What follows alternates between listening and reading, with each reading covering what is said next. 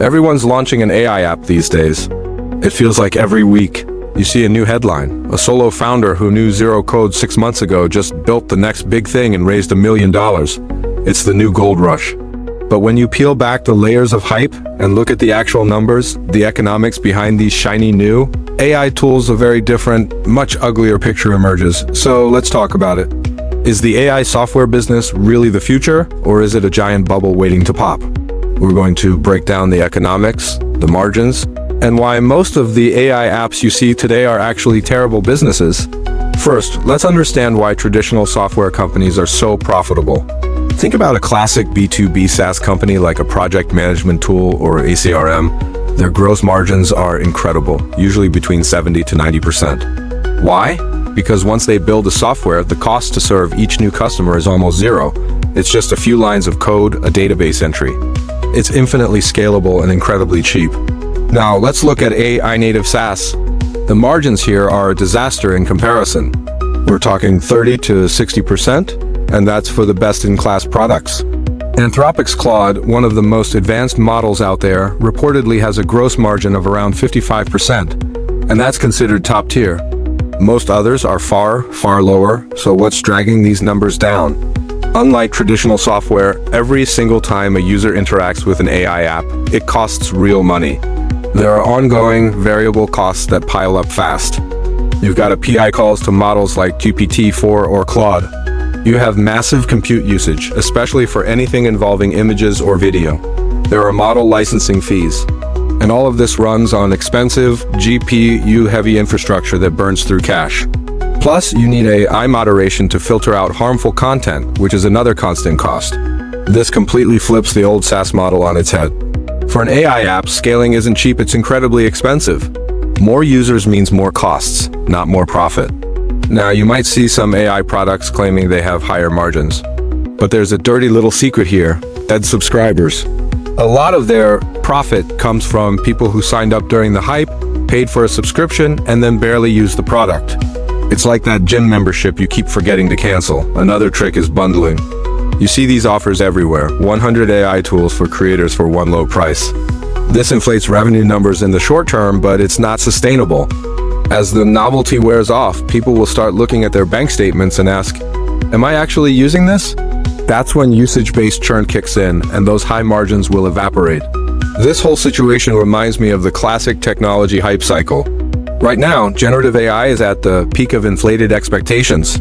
This is the exact same spot where blockchain and RVR were a few years ago.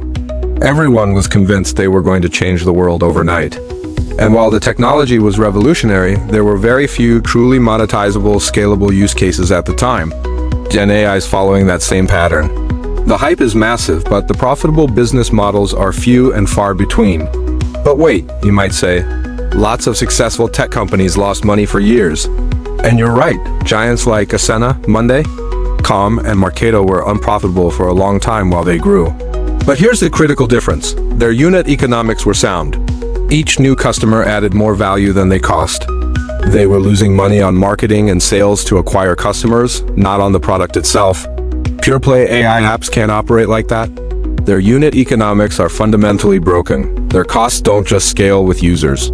They can become exponential. The more a user engages, the more money the company loses. Let's look at some real-world examples. Back in the day, it was reported that ChatGPT cost OpenAI around $700,000 per day to run. Even now, they are burning through well over 6 figures daily, depending on usage. It's been estimated that a power user can easily cost OpenAI more than $200 a month in compute resources, while the Pro subscription is way cheaper. That means OpenAI is literally losing money on its most active, paying customers. It's not just OpenAI. When GitHub Copilot launched, it was priced at $10 a month. But internal reports showed it was costing Microsoft anywhere from $30 to $80 per developer each month in compute costs. They were losing a fortune on every user. Think about Midjourney, the AI image generator. Why do they have to restrict usage and give you a limited number of fast hours? Because every single image you generate is expensive. Users want unlimited generation, but unlimited AI is a financial black hole. And this brings us to the conversion rate problem. ChatGPT has somewhere between 700 and 800 million users. That's an insane number. But how many of them are paying? Around 10 million. That's a conversion rate of less than 2%. Even if you take the most optimistic estimates, which put it closer to 5 or 7%, that's still shockingly low for a product that's supposed to be a world-changing disruptor. This means over 93% of ChatGPT's massive user base is free. And every time one of those free users types a prompt, it costs OpenAI money. Their competitors aren't doing much better. Claude has around 3 million monthly active users. Gemini has about 47 million, but that's massively boosted by being integrated into the entire Google ecosystem. Copilot has 33 million, boosted by Microsoft. ChatGPT is still the undisputed giant, and even they are struggling to make the numbers work. So AI companies are trapped. They're stuck in a brutal pricing war. They have to keep lowering prices to compete, but they also have to meter usage to control costs. They're forced to aggressively upsell you, bundle more and more features, and constantly tweak their pricing models, all in a desperate attempt to balance their margins. As the initial hype fades, investors will stop looking at vanity metrics like user growth and start scrutinizing the unit economics. And for most of these apps, the numbers just aren't healthy. So does this mean all AI businesses are doomed? Not at all. But the ones that will survive and thrive look very different from the flashy tools you see on social media.